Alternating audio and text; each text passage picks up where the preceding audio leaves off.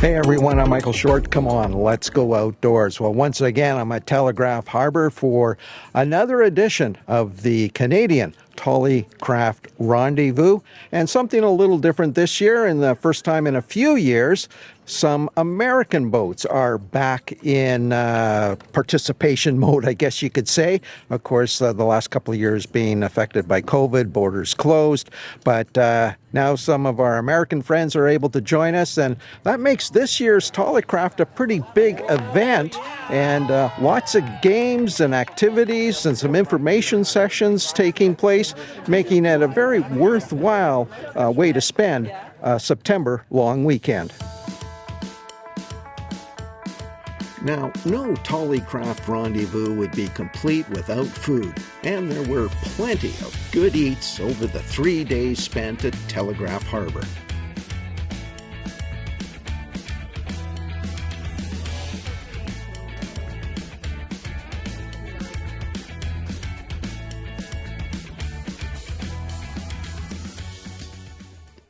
Now, this year's event had a distinctive 80s theme, inspiring some rather exciting costume designs.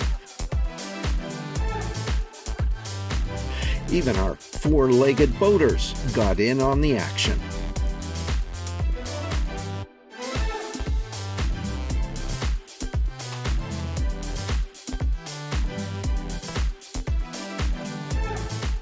Fun. That's as simple as that. A fun event where everyone gets to come together, see their friends, make new friends, talk Tollies, see Tollies, and celebrate all things Tollycraft. And once again, maybe just remind the folks that might be picking this up for the first time, the sort of the prestige of a Tollycraft. Tollycrafts are really well-known Pacific Northwest boats. They were built in Kelso, Washington by Mr. R.M. Tollefson. We're actually celebrating 70 years of Tollycraft yachts this year. He started the company in 1952. And everyone who's ever owned a Tolly, which is they still had a Tolly, everyone who has a Tolly loves their Tolly, and everyone who doesn't have a Tolly should have a Tolly. Tell me, why do you like Tollies? Oh, well, they're the best Northwest boat ever built. Clearly. Definitely made for boating in the Northwest. That's right.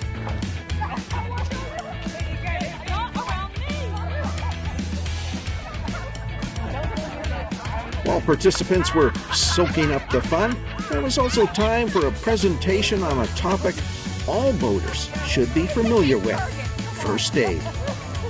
Yeah, my husband and I, John, we're going to be doing an hour-long class for all the Tolly people, and we thought we'd make it relevant to scenarios that could happen on the boat.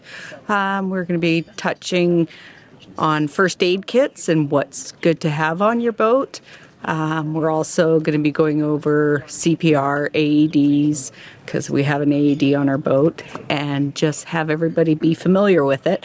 I brought some extra pads so everybody can open them up, because I don't know how many people have actually had hands-on experience with AED pads.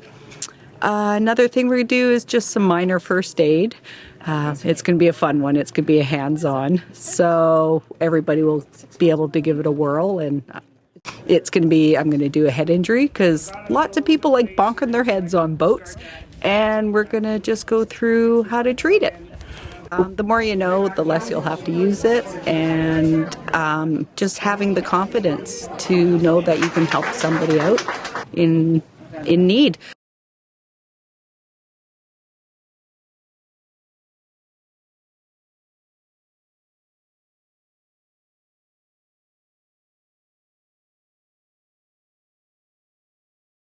The traditional Tollycraft dinghy parade was well attended and also signified that the rendezvous was coming to an end.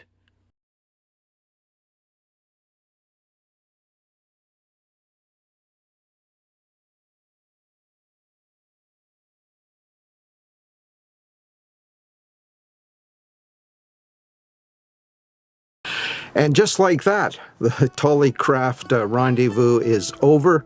I certainly want to thank everyone who worked so hard to put this together, from Sandra all the way down to all the other volunteers who not only, help work the 3-day event, but also go out of their way to make everyone feel so welcomed. And as relatively new members, we really appreciate that. And of course, it's always a lot of fun when you get close to 40 boats, all of them different, slightly different Tollycrafts, and it's really neat to be able to compare notes and go on other boats and see what folks are doing in terms of upgrades. That's always a real treat at these kinds of events.